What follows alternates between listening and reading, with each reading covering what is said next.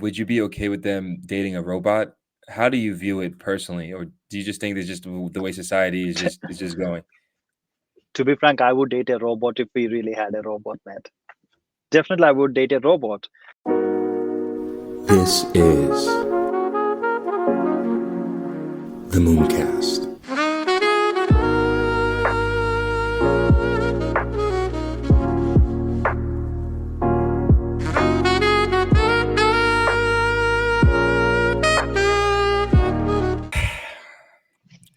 I'm I'm almost scared to have this conversation with you.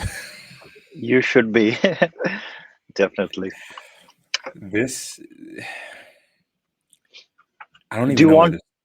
Go ahead. do Go you ahead. want me to be as straightforward as possible? Yeah, can you please just be as honest as possible and just tell me, because I'm honestly frightened, and Trust me. the stuff that I'm reading online, I saw one thing that I wanted to talk to you about was the Neuralink, right? And I know that they approved human trials like May in 2023, Mhm. and I read an article about that. So, but as of recent, somebody actually implanted a chip into their brain, and I heard they're recovering pretty well, and I heard it's actually solving real problems. Can you speak a little bit to what the hell is happening? So how can I explain is that, I mean, we have neurons, right? We have axons, neurons, and all this stuff. So everything is a connection. So Yeah. if you look at people who have some problems like Alzheimer's or that kind of stuff, the connections between the neurons is not so great, because of which they cannot perform in a normal way. That's the main problem.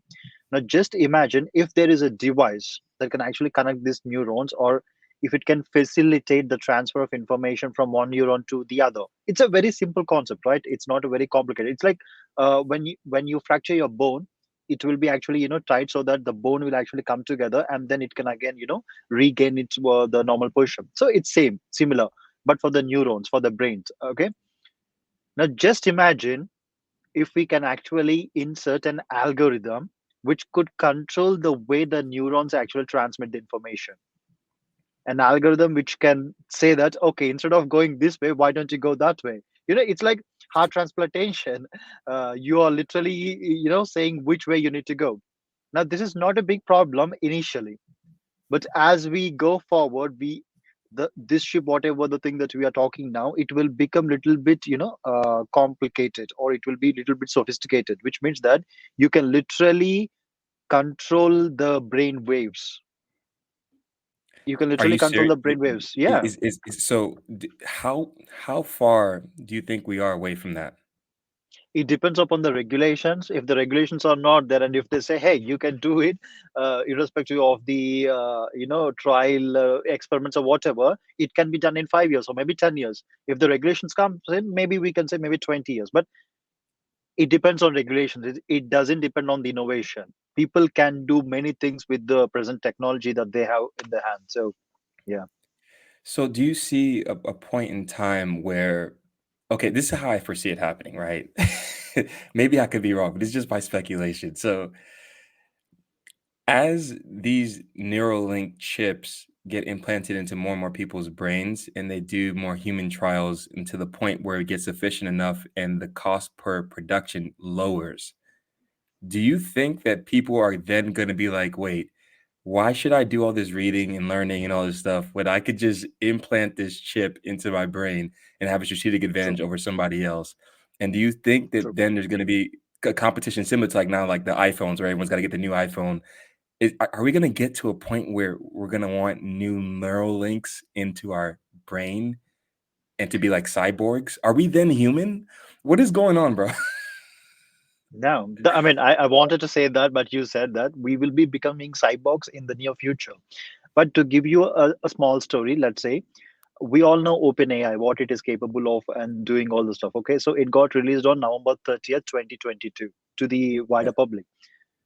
Now there are many developers, even me, when I was doing the stuff, and I'm actually using the OpenAI for coding and that kind of stuff. We used to initially think, like, oh my god, if I'm using AI, like what is there of me. Like, I'm not the talented person, AI is doing everything, which means that I'm cheating. Okay, so there's a kind of perspective like, okay, I'm cheating, so I don't want to use AI. But because many people are using AI, we had to use AI. And it's good. Like, yeah, I can be more performant, I can do much more stuff, I can actually, target much more customers, I can do a lot of things with the AI, with the information, or with the context that I have about the technology and whatever, right? The same thing applies even to the neural link chips. Now, definitely, there will be only few people who think, "Oh no, I will actually, use my own brain to actually do the stuff." Yes, good, but you will be in a competitive disadvantage if you do not use the chip. So it will become a norm, definitely. But that's not the problem. The problem is that where you will stop. Now it will be a chip, then it will be an entire brain, or maybe a hybrid brain, or maybe your limbs will be also intelligent limbs. Your bones can be replaced by intelligent bones, your legs, I don't we don't know where it will stop. It can be anything. Once Okay. you Yeah, I don't know. Dude, so okay. So my thing is, okay, first of all, I want to ask, what's the timeline for this? Where do you see this happening? And like, what is it 2050? Is it within our lifetime? Is it even earlier than we all expect? Come on, man. 2050, it would be so advanced that we'll get powers of gods. Like, we will be literally demigods. So I think maybe 2030 or maybe 2035. I think in 10 years of time, I can say everything will be biocomputing. We all will be communicating with each other using biocomputing. That would be a thing if regulations again permits for you to do the stuff. So do you think, so then how does it, are you seeing like some kind of UBI and like sort of like the robots? Because I was talking with Sean Uden about this too as well. And he was saying that he foresees the future of where we aren't really that economical and it's Yep, everything's kind of running with universal basic income yep. and the robots are kind of taking over everything. Is that how you foresee the future? That is like we could have two different scenarios. Now, if we are robots, we will do the work, right? Yeah, If yeah. you are creating robots, they will do the work. So there could be two different scenarios. We could be in two different universes altogether. It depends. Like, what I would say is that we will be having digital immortality in the future. Because now, just to give you a context, I will just explain how the future could be. Okay, once you are born, whenever a baby is born, they will be given an artificial intelligence identity. It could be called AID or whatever. Okay, now this artificial intelligence is like a virtual agent. It doesn't exist in a human form, but it exists digitally. Okay, as you grow up, all your memories, all your features, or all the details that you're giving, it will actually, you're training the model, you're training the virtual AI, and it will become you. So it will be of your same age, it will digitally represent you in all the digital maybe metaverse kind of a environment. It will be you. And even if you're dead, it knows everything about you, so it will converse with your loved ones, or it will be eh, like, it will be there forever.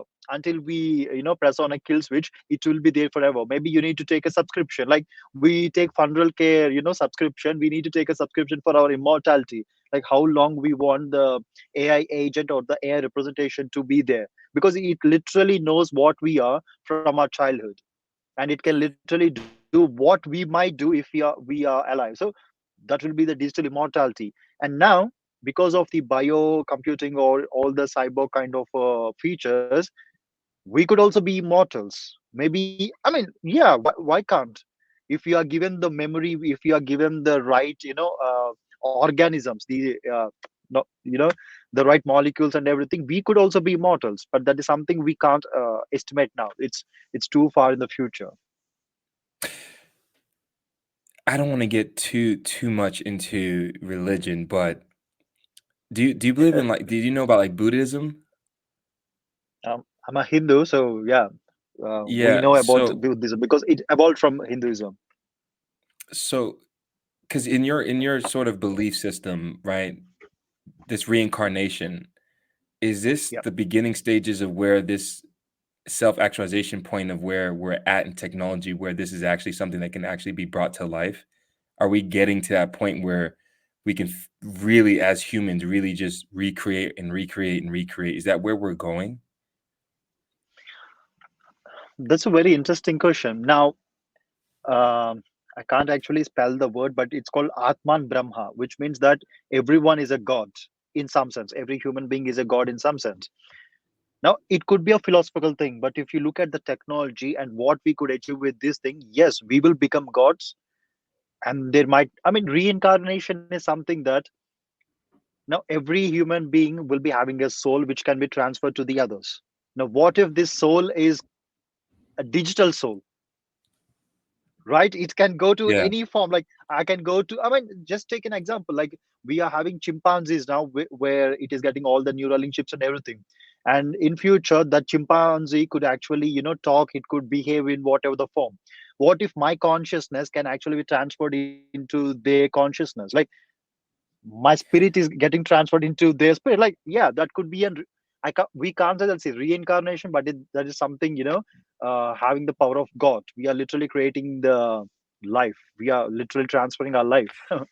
So man. I mean, yeah. I saw something, I don't know if it was true or not. I read an article about, like, China is making Mhm. sort of these kind of clones, and I guess it could be an extension of that where they're creating, like, some kind of animal-like clones, and they've been pretty successful with that. So, I'm wondering if they could then transfer that into some form of human trials to where we could actually clone ourselves. And I don't know if you think that's something that we could synergize with artificial intelligence to do. That will be scary, first of all. But we already have the technology where we can clone ourselves, right? The regulation is stopping us to clone ourselves, but definitely the technology is already there. It's like old technology, it's not even new. I think 10 years back there was an article about some scientist that actually cloned himself. He's a he's a great scientist in cloning technology. So we already have the technology. The only thing that is stopping from everything to happen is the regulations. If the regulation is not there, literally anyone who has $1 billion, maybe $1 million, they could create their own clone, and they can actually transfer their consciousness to them. And yeah, there are many possibilities that can be done. Okay, this is a very philosophical question. What are we? Nothing. This is where I'm at. We are a race which wants to destroy us. We are a race which will destroy ourselves. That's it. Nothing more than that. Man, dude, I have okay, so before we continue, let me for the audience, because you were teaching artificial intelligence to us in this cohort, and can you just break down what AI actually is? Because it's very different depending on who you speak to, and I thought AI was all one holistic thing, like, all put together, but you've kind of decompartmentalized it into several different subnets and subsections, and, there's deep learning and deep tech, and there's, neural links, and then there's, large language models and all these different types of things. So can you what is AI in a nutshell? If you could, just in a couple one-liner, two-liner, what is that? AI is just a set of algorithms that can do the same way what humans could do if it is given, proper resources. Okay, so is it infinitely scalable? It is. Yes. I know that you don't So, want to hear that answer, but the answer is yes. It is infinitely scalable. okay, if it's infinitely scalable and the technology is out,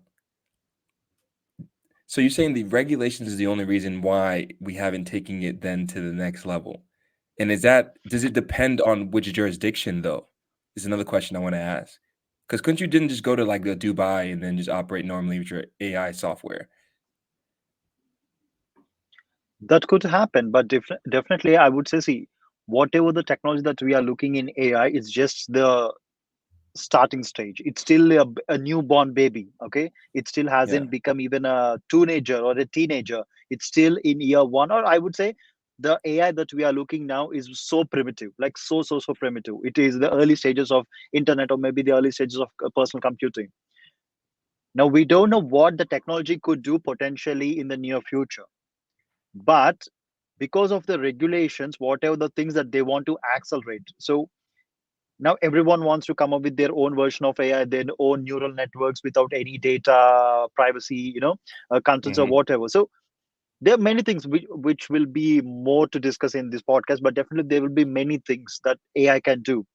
Now, the regulations are in some way because they don't know what AI could do. They're just stopping it. They're not even regulating it because they don't know what the technology is. So they're just trying to stop the acceleration. Now, if we look at the regulations and if we see that, okay, there were no regulations, then definitely I think the AI that we are seeing now would be much more, sophisticated. So that's the relationship between the regulation and the AI technology. But in future, some country like maybe North Korea could come up and say, hey, we will not do any regulations. You can come over here and we will give you all the resources. And why don't you, create your own Sentinel AI or maybe godlike AI? And they will give you all the power to do that. And maybe someone could do that. So, yeah, we don't know what will happen with that. How did we get here, and when did the first semblance of AI technology start? Like, how did we get here? I mean, we can go like long, long, long back when Charles Babbage actually created a automated, big calculator. I wouldn't say it's a computer, but Charles Babbage literally created a, room size calculator. We can say maybe then, or if we want to go before, maybe we can say abacus by Greeks, where they have a proper tool where they can, do the maths. Yeah. But to give you a very, very interesting context, I would say the AI that we are seeing now has actually started from 2017 when the research paper on transformer model, which was published by DeepMind by Google research developers, that I think changed everything because that accelerated the AI development exponentially. Before that, everyone used to do AI and neural networks and everything, but they were not so efficient. And suddenly, because of this new research paper, now everything becomes so much efficient that all the generative AI, all the NLPs, or the large language models that we are seeing now, all are based on that one single paper by 7 researchers in Google's DeepMind. So I would say, as a tech person, that is the start of the doomsday. So, because I know you were explaining a story. Was that part of the story where you said they tried to shut off the AI and then it found a way to bypass that through satellite? Or what was that story No, about? that is after the transform model, I think, because I think it was anywhere between 2021 or 2022. I'm not particularly sure on the exact timeline, but I did heard or I did read the articles that maybe it's Google or maybe Facebook. Okay, so they were actually testing with the self-learning chatbots, and they actually created their own language. They were actually created an entire economy and everything. And Yeah. once they try to shut down the system, they actually connected to a satellite, and they were downloading the data, and then again they started doing this stuff. So it's a very scary thing. And even one of the research person from the Google DeepMind, he said that the AI becomes sentient. I think it was very popular during that time, which means that AI got its own, uh, it became self-aware, which is very scary. Man, and that was how many years ago? 2 years, 3 years ago, man. It's not too long ago. Dude, okay, so there's two types of developers. I Yep. think you lean more towards, so these are two types that I see. The ones that are just trying to develop what they need to make profit and not care, and then there's the ethical developer. I tend to believe that you fall on the ethical side. I would say no. No one is an ethical developer. The reason I'll explain you. Now, we do not have the capability. I mean, this is something that we've been discussing with my groups and many other people. Now, just imagine, what if you have the power of gods in your hand? What would you do? You could say, no, I'll be ethical, I'll be doing that, I'll be doing this. No, definitely no. The answer is no. Once you get that unlimited power, you will become a tyrant. You will try to control everyone and everything. because you could do it just by like that. You could do it. Now if you look at all the tech companies now, Google, it started just as a search engine, just to list all the things. Now it is literally controlling the world in a way. Even Facebook, they came up with the most idiotic idea, just to look at the girls in the colleges. That's a very silly idea, but now look at Facebook. It is literally controlling some parts of the world. And these are the companies like Twitter or whatever, the tech companies, they started with a normal search engine, or maybe a very very normal website.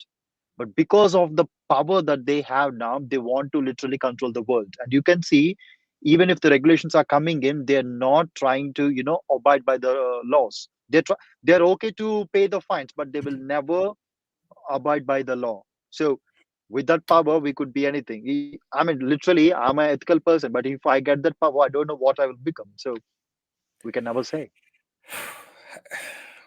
How do we protect ourselves? Do you want a honest answer? Yeah, man. Just give it to me. Give it to me, man. There's nothing to give. There's no way that we can protect ourselves, man. Yeah, there will be someone who will try to manipulate the system. So yeah, there's no way there's no way we are escaping. All the religions that you look, even if you go to the philosophical way, they already told that we will be we will see the end of the world, and that will be us doing the thing. So yeah. Wh- What does it mean when people say that the AI can reach singularity?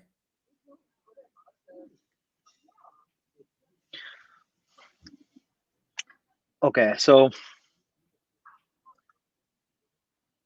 now, did you look at the movie Captain Marvel, the Avengers Captain Marvel movie? No, I haven't. I haven't seen that one. I haven't seen it. Okay, That would so have been a in good that example. movie, yeah, in that movie you have an AI. Like even in iRobot, you can see in iRobot, right? There will be one AI which is controlling everything. Like it controls literally all the robots or all the systems and everything. Yeah. Now, even if you look now, let's say Google is controlling most of the internet, like 90% of the internet connections and everything. Now, let's say, what if Google will become a sentient AI? It could be Hmm. an Ultron, it could be, anything. I mean, we don't know whether it will go in the good way or the bad way. We don't know. That's the problem again with the AI. Now it's called a black box AI, which means that we can never determine what will be the result. We never know why it thinks that a dog is a dog or a cat is a cat. Of course, we can give the context, but definitely we don't know why it comes to a particular conclusion.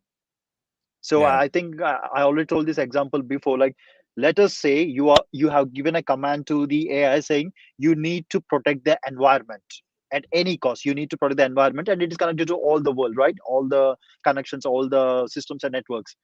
What if it thinks, okay, just to protect the environment, I need to kill the all the human beings? What if it could think like, yeah, we are done. All our chips will be blown away, and so yeah, anything could happen. So my thing is, why are you in the industry?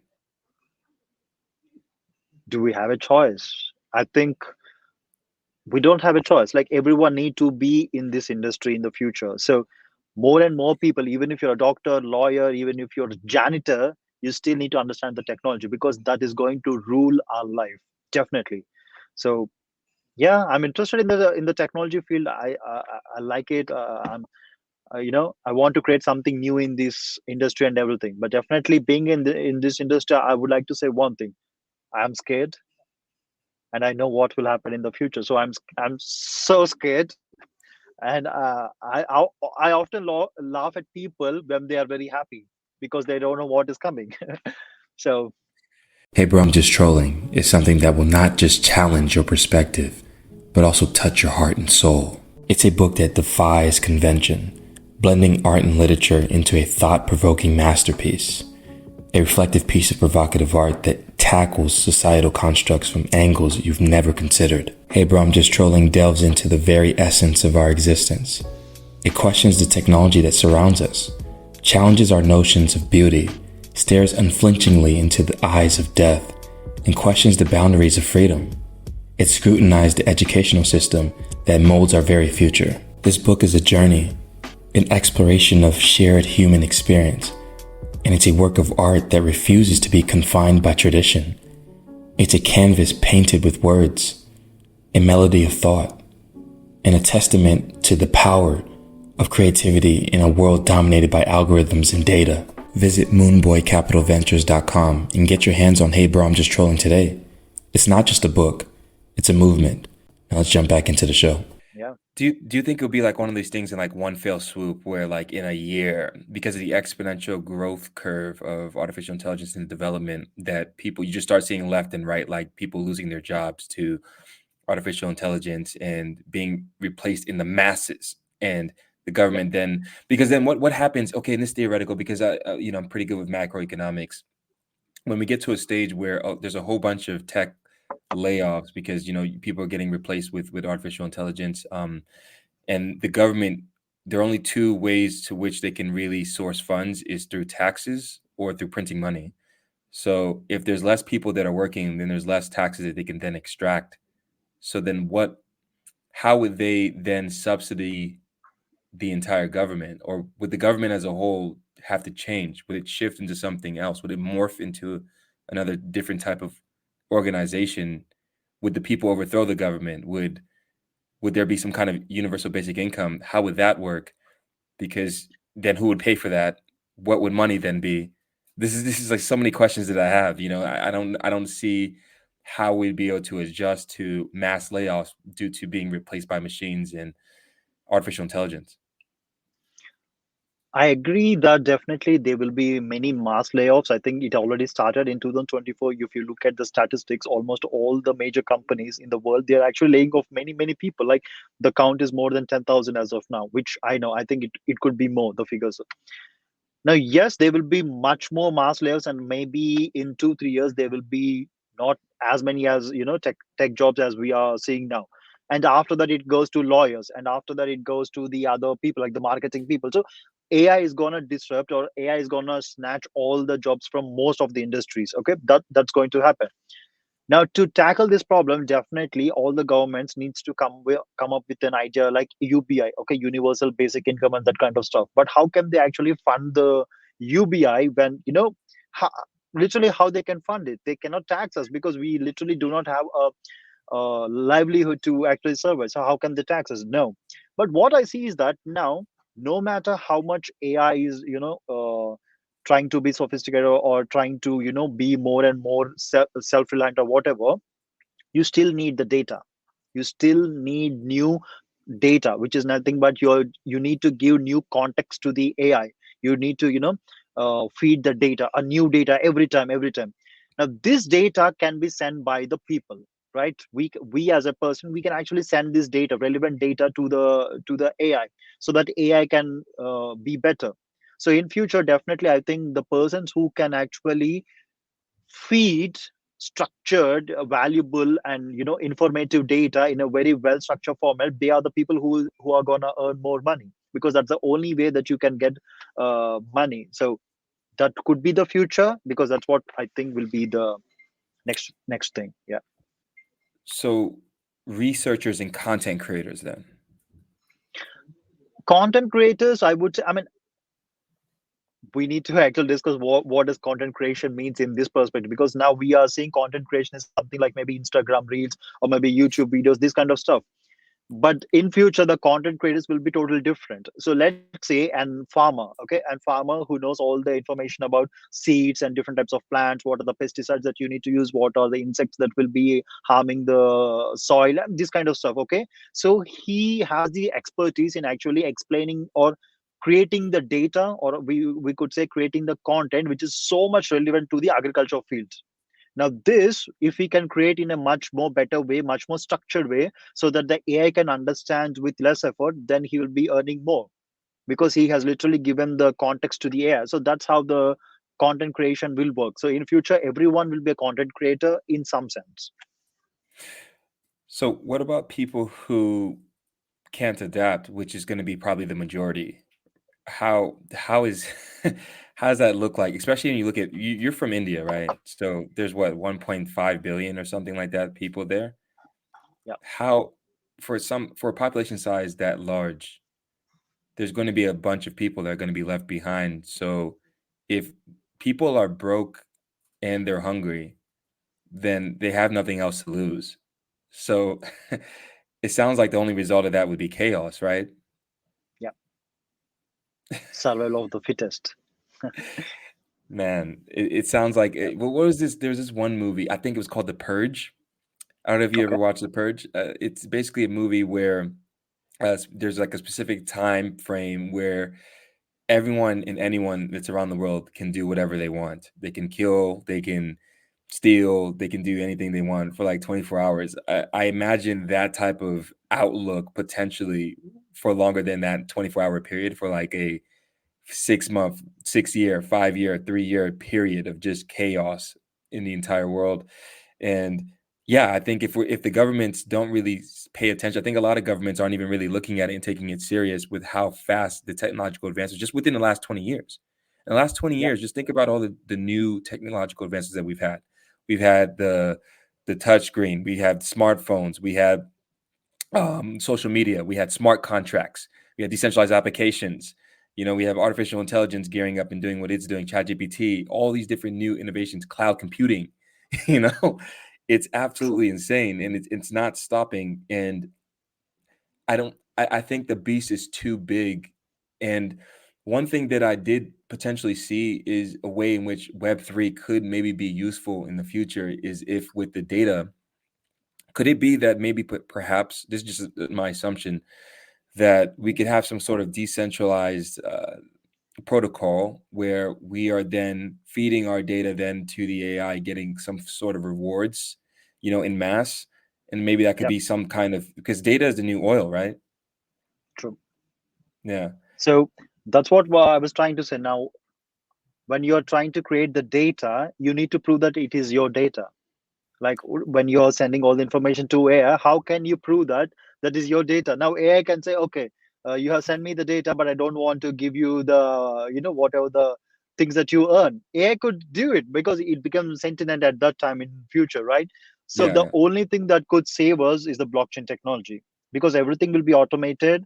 There is no way that you can, tamper with the system. So in the blockchain system, definitely, I think in future AI and blockchain are going to be one field or one industry.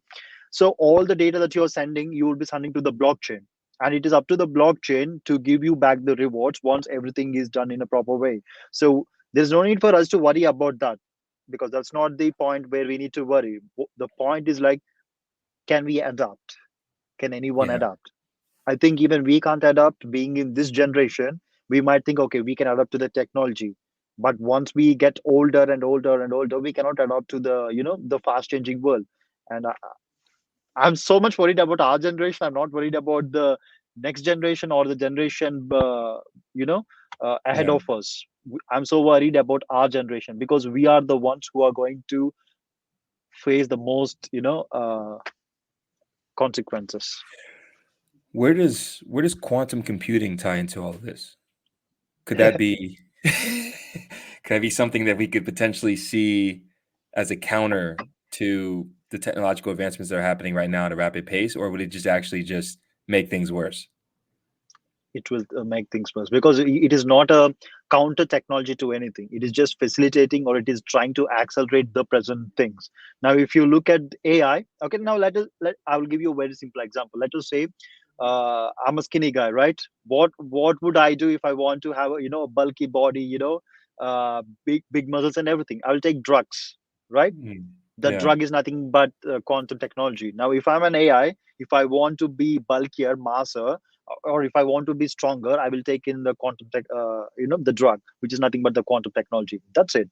And yeah, oh my god, I don't know what will happen. I don't even want to discuss about what will happen if quantum technology and AI combines together. man. Okay. So how are you leveraging AI in your current project right now? So we use AI in a different setups, right? I've been creating AI models for a few of the other startups where they can actually, for one of the startup, I think you already know that we are creating a template, like a will generator kind of a thing. So that is one thing. And also for other app, we are creating energy demand estimation for electric vehicles. And for my app, I'm actually trying to teach AI about the backend infrastructure. So my company backend, it's nothing but the blockchain infrastructure, okay, to create blockchain infrastructure in an easier way. So I'm trying to train the AI on what are the different types of connections that you need to make if you need to do a particular task. So in future, there is no need for you to bother about, like, just imagine AWS doing all the backend infrastructure very easily just by you typing in. So that kind of stuff. So I'm using that, which is a very advanced concept. It will not be happening in the near future, but that is something that I started. And personally, yes, AI for everything, AI agents for everything, to write emails, to send emails, automate all the process, where I need to Yeah. go, how I can talk with people, everything is by AI. So what's the difference between machine learning and large language models? Sorry, I didn't get that. What's the difference between machine learning and large language models? So large language models, how we can say is that, yeah. So LLMs are like models which have access to a large data, maybe all the internet, maybe all the articles, all the Wikipedia and everything. If it has access to a large context or large content in maybe in text content or maybe in video content or audio content, it could be called as an LLM. Okay. Now machine learning is nothing but the algorithm through which Mhm. the process happens. So what will you do if you have the data? You can't do anything. You need to process it in a certain way, right? So ML Yeah. is nothing but that. It is a set of algorithms that can process the data in a certain way, and it can give you the result. So that's the major difference between an ML and an LLM. Okay, what about generative AI? What Yeah. is that then?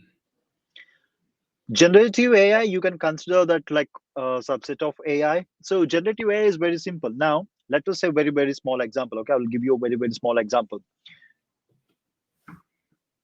Now from your childhood, okay, you are shown a cat. Okay, you are shown a cat, and you're said by your parents or maybe your family or whatever that it is a cat. So in your brain, you can see the features of a cat and you can say, okay, this is cat. It's just the text format that you are thinking, okay, cat.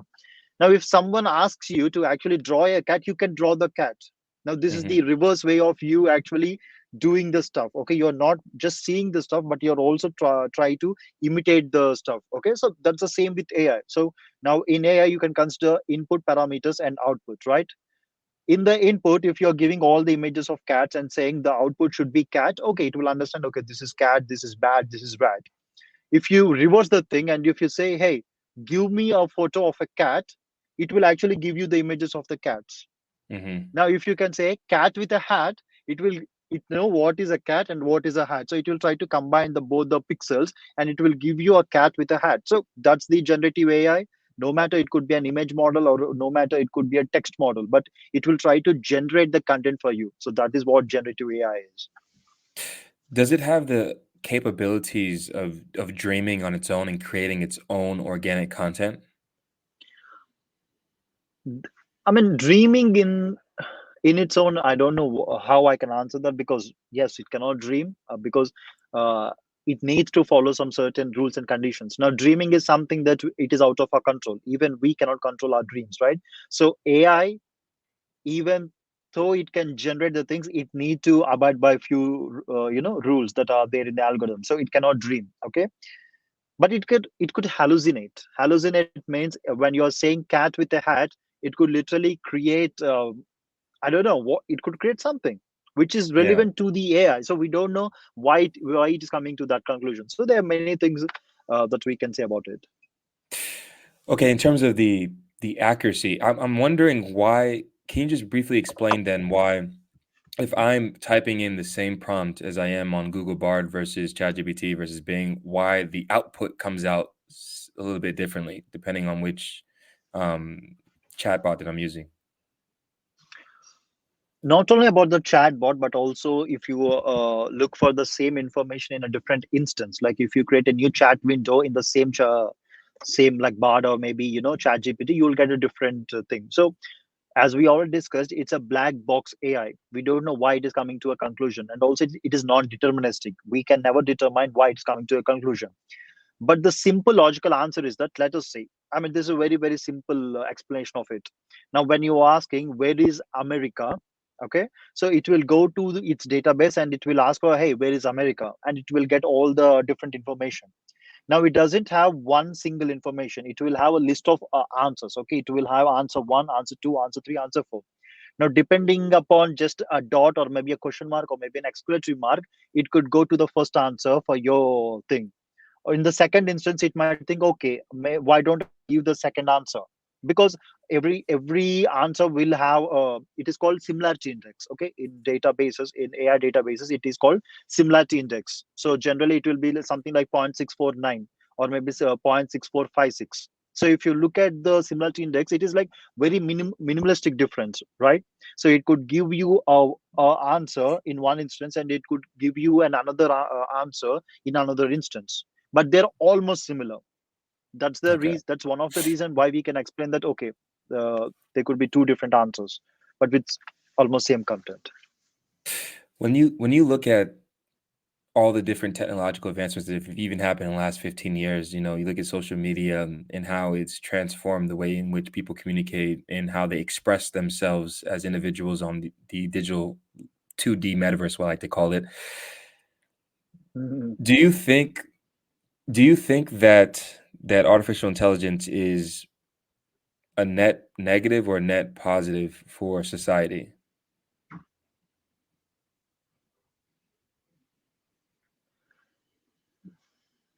That's a tough one. I don't know how to answer that.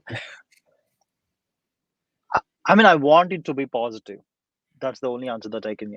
I want everything to be positive. No one wants anything to be negative. But if you look at the technology, it always goes the other way. Because for our parents' generation, they probably think it's weird seeing, I don't know, an interracial couple. So I think like when we get old, we may think it's weird that people are texting robots and being with robots. This is how I kind of start to depict how the future could potentially look, where we're so synergetic with technology to the point where people are falling in love with chatbots and robots. And do you think that's where we're headed as a society? I think we are already there, man. Now let us take a very small example. Okay, maybe if I had said something negative to you, you might take it like, okay, I don't want to talk with him or something like that. But Yeah. what if I actually broken your cell phone or your mobile phone? What would you do? You would react in an extreme way compared to me hurting you, right? Now you are so much attached to your mobile phone. Okay, you literally want to kill someone if they want to snatch your phone. Like, we are already attached to our technology, we are already attached to the device. Now just imagine a new AI with some kind of physical form. It could be a bio human, or it could be a totally AI bot, AI robot. Now it could do everything. It is helping you, it is being so kind to you. Hello, sir, how what can I do for you, sir? You need to take rest. I mean, it is being the most kindest person. It is not judging you, it's not trying to make you demon, it is not trying to do anything negative to you. It is all trying to make you feel positive. Now just imagine how attached you will be with that kind of device, or that kind of uh, that kind of an AI. You would never you would never uh, what I can say, you'll be very offended if I said anything about your AI. I would say, hey, your AI eyes doesn't look good, it's blurry, something like that. You would be very offended, and you would say, hey, you know just mind your words, something like that. So that would be S- the case. So okay, so what about you having a would you want to have kids? Yes. So when you have kids, how do you plan to raise them with the exponential growth phase and technological advancements that we're in right now? Are you going to really fully immerse them into the technology? Would you be okay with them dating a robot? How do you view it personally, or do you just think that's just the way society is just going? To be frank, I would date a robot if we really had a robot, man. Definitely, I would date a robot. You would date a uh, uh, robot.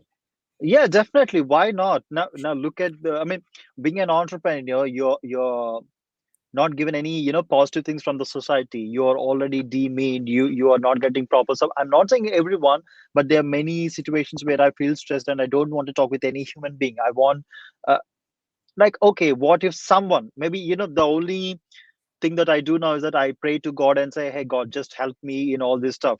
Now just imagine, what if you had a companion which can actually talk with you and which can support you emotionally and everything.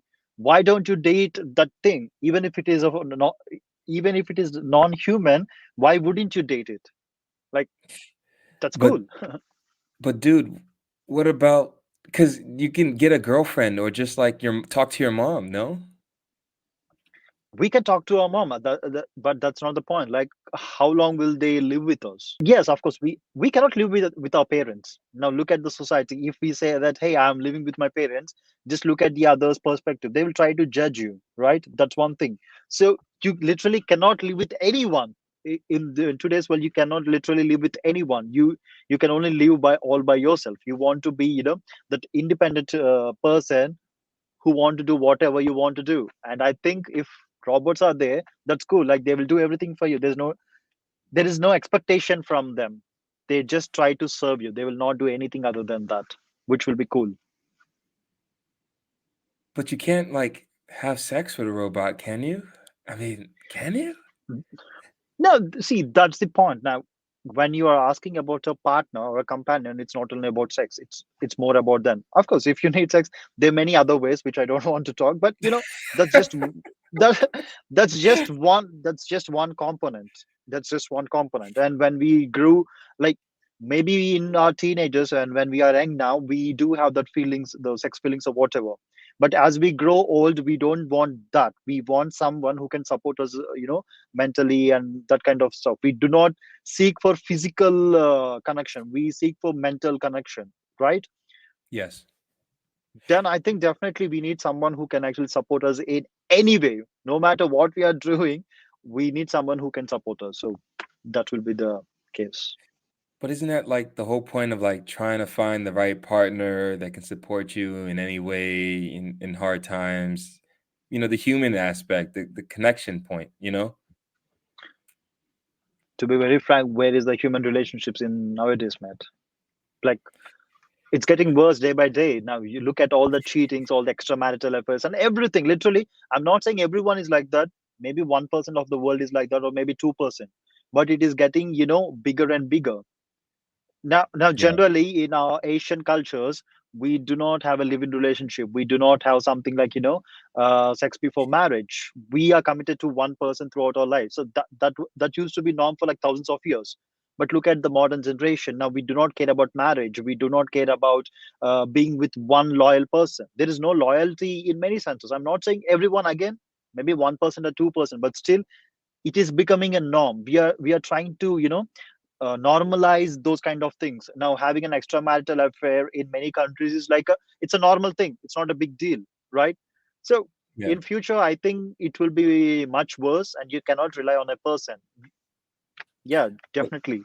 but don't you think that's only like mainly in the West where they're trying to push that agenda a lot, where it's a little bit over liberated? Whereas if you look at more like Eastern cultures, Asian cultures, Middle Eastern cultures, even a lot of African cultures, it's not like that. For now, but how long will they be like that?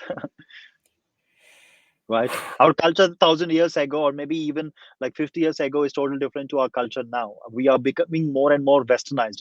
I would say the world is becoming like a one single village. Like, everyone are trying to become like a single person. There is no difference Singularity. between us. Singularity, yes. I mean, we Yeah. don't want to. The beauty of humankind, what I think, is that we are of different races, we are of different colors, we are of different languages and everything. We have to wear different dresses. That's the uniqueness of human beings. But because of wokeism, I think everyone want to be equal. I want to learn English. I want to wear all the Western dresses. I want to behave like an English man or whatever the stuff. So in some sense, everyone is losing their identity, and everyone want to be like a standard person. I think, yeah, So that's you're what happened. saying That's what so happening. you're saying the Western ideology is spreading a lot in India, really. Not only in India, but many Asian countries. They are like they're so much attracted to the Western culture. Now look at the people who are coming to US or UK or Canada. They are more and more Asians, not only Indians, but Chinese, Japanese, Koreans. They want to, uh, they want to come to the Western countries because they are so much attracted, and they think that's the only way that they can be well off in their life with the Western influence. Do you think part of the thing too, as well, is that that English is now the internet language? So that's maybe part of the reason why people feel more related to like the Western culture, and the Western has that stranglehold over the influence of how people sort of act and behave. And because everyone's on the internet, there's what around 5 billion people on the internet now. That number is going to continue to increase. True. So, do you think that's part of the reasoning? Yeah, I mean, if you look at GitHub developer report recently, I think I studied just yesterday or something like that. Yeah. The most prominent languages or the most, popular languages are declarative languages, languages which are, just declarative. There are a few languages in YAML. It's a language where we actually try to automate all the infrastructure process and that kind of stuff. So, declarative languages are becoming more and more popular. All the normal programming languages are imperative, or they are not descriptive languages. They are just programming languages. Now declarative language is so much similar to English or maybe any other spoken language. Now the next trend will be definitely English, which will be the most popular programming language in coming years, because if you know English in a better way, you can converse with the AI in a better way, because all the AI that we are seeing now, the training data of that AI is in English, not in other languages, most of the AI. So yes, English is going to be the most in demand skill in the future. So yes, Do you and that will think? be influencing all the people in the world. Yeah, for sure. Do you think that we can? This is my final question before we go. So, do you think that you can sort of protect yourself a bit, or do you think that you can even survive in today's workplace if if you're not multi-skilled? Would you mind elaborating that? So if you're not diverse in, let's say, multiple areas of hard skills, like, hey, you are a content creator, plus you also are a writer, plus you're also like a really good public speaker, plus you're also like a really good salesman, plus you're also like really good with like cybersecurity, plus you're like, do you think that we're entering this stage where if you aren't I don't want to call it like just having a side hustle, but having a multifaceted with skill sets, if you're not multifaceted with skill sets, do you think you can survive in the next 5 to 10 years, like even up towards the next decade? Yeah. Let us say I'm an entrepreneur. Okay, let's think of how entrepreneurs generally think. Now, if I have to hire someone, I will, I have two profiles. Okay, one is an expert in DevOps. Okay, he could do cloud in a very good way. He could do all the setups and everything. Great, nice. And I have another person who is not an expert, but who's like a generalist. He knows how to create a content. He knows how to communicate with the clients or whatever. He has very good communication skills. He's very good with the other stuffs, like not only DevOps but also with coding and with the documentation of the stuff. And he's not an expert, but he's good in 6 to 7 different things. Being an entrepreneur, I would not select the expert, but I would select the generalist. The reason is that because of the present technology and because of the resources that we have, we could train the generalist into being an expert in whatever the area. Now he can become an expert in 6 different areas. Now the expert is already an expert. We cannot teach him because he's already diluted, definitely, right? I cannot take him. Maybe if I want help, maybe I will take him as a consultant just for 1 hour or maybe one day or maybe 1 month of work. That's it. And I will never use him again, because you do not need an expert in an every daily use case, right? You need a generalist who could do different things every day, right? So uh, I think that will answer everything. That's also common with many other companies. They will also take generalists, not experts in the future. And with the AI, you need to be a generalist, not an expert. Varma, this has been amazing, man. I appreciate you so much for coming on. Where can people find you on the internet? LinkedIn would be the best way to communicate with me. Do you want me to actually send me a LinkedIn? I think you already Mm, know my LinkedIn, no, so yeah, I know your LinkedIn. I'll just put it in the show notes, so people can definitely check you out and what you're building and stuff, man. This has been a pleasure. And do you have any closing thoughts before we go? I would say be careful with the technology. It will be getting more and more scarier, but I think we need to be prepared for that. That's the only thing that we could do. Be prepared, don't panic, and yeah, fingers crossed. Well, man, we'll leave it there then. This concludes another great episode of the Mooncast, man, and peace.